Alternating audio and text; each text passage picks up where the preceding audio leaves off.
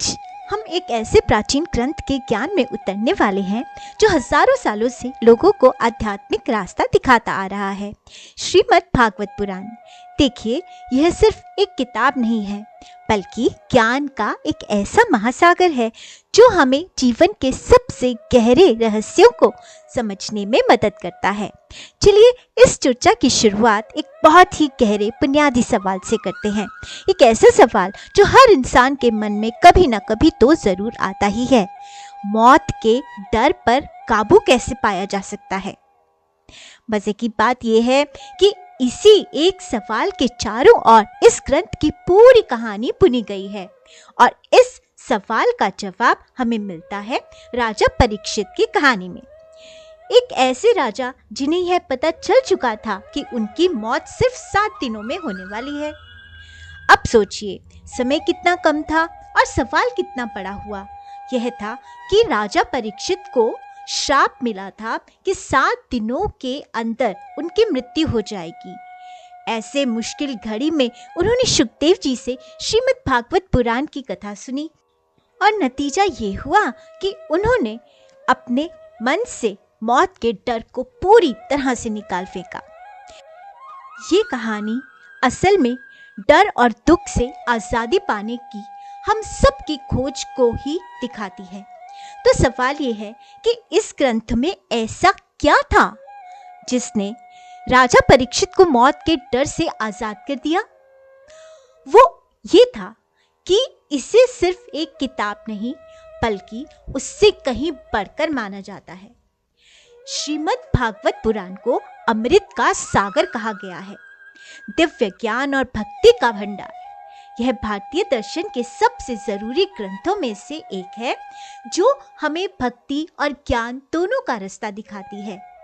और जो बात इसे सबसे खास बनाती है वो ये है कि इसे सिर्फ शब्दों का कलेक्शन नहीं, बल्कि साक्षात भगवान का स्वरूप माना जाता है।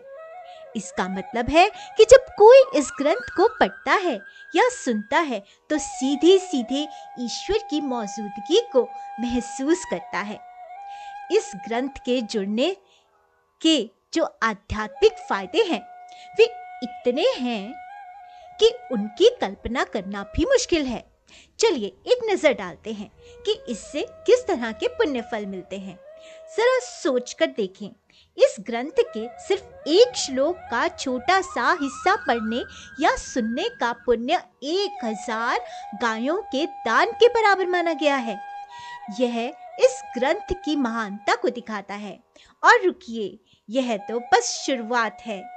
कहा जाता है कि अगर पवित्र मन से इसका सिर्फ एक श्लोक भी पढ़ लिया जाए तो वह सभी 18 पुराणों को पढ़ने का फल दे सकता है। इससे अंदाजा लगता है कि इसमें कितना गहरा ज्ञान समाया हुआ है।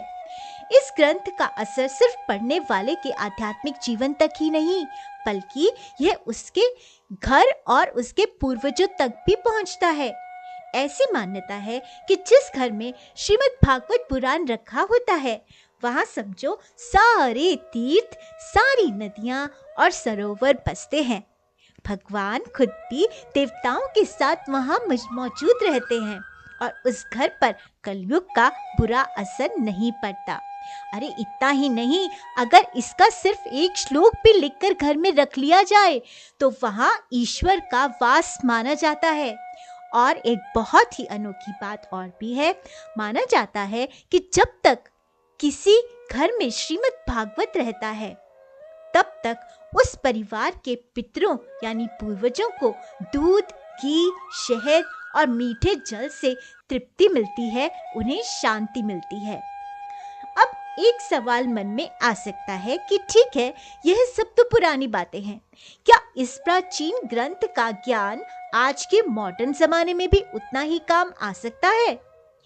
तो इस पर महान शिक्षावादी मदन मोहन मालवीय जी के विचार जानते हैं।